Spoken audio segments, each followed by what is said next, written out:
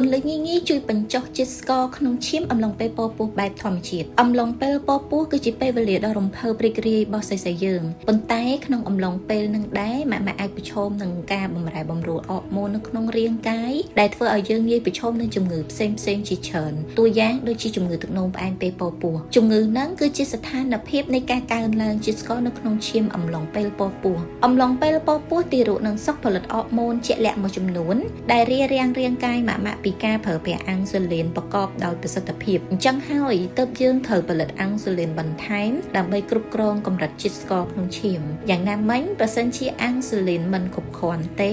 ជាតិស្ករក្នុងឈាមនឹងកើនឡើងក្នុងកោសិកាជំនួសវិញតកតងជាមួយនឹងរោគសញ្ញាជំងឺទឹកនោមផ្អែមពេលពពោះវិញជាទូទៅអត់មានរោគសញ្ញាជាក់លាក់ឡើយលុះត្រាតែយើងធ្វើតេស្តរកមើលកម្រិតជាតិស្ករប៉ុន្តែក៏មានស្ត្រីខ្លះលេចចេញនៅរោគសញ្ញាដូចជាសេកទឹកនោមញឹកញាប់អស់កម្លាំងខ្លាំងឆ្លងមេរោគញឹកញាប់និងឃ្លានខុសធម្មតាតកតងជាមួយនឹងមូលហេតុបង្កឲ្យកើតជំងឺទឹកនោមផ្អែមពេលពពោះវិញមានដូចជាម៉ាក់ពពោះនៅអាយុច្រើនមានជំងឺគិះទឹកកពេញអូវែ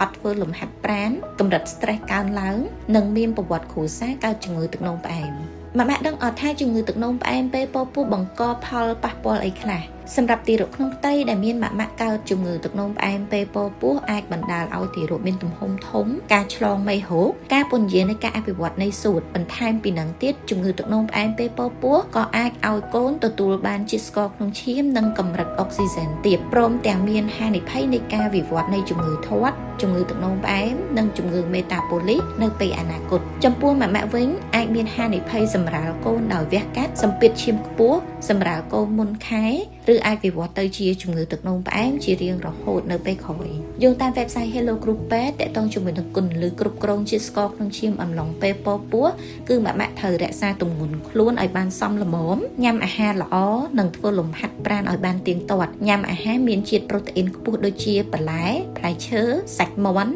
ត្រីហើយនិងគ្រាប់ធញ្ញជាតិជៀសវាងភេសជ្ជៈផ្អែមដូចជាទឹកផ្លែឈើផលិតផលនំប៉័ងនិងការ៉េមកាត់បន្ថយការញ៉ាំប្រៃព្រោះអាចបណ្ដាលឲ្យសម្ពាធឈាមខ្ពស់តាមដានជាតិស្ករក្នុងឈាមជាប្រចាំគួរពិនិត្យរកមើលជំងឺទឹកនោមផ្អែមក្រោយសម្រាលកូនបាន6 ទៅ 12 សប្តាហ៍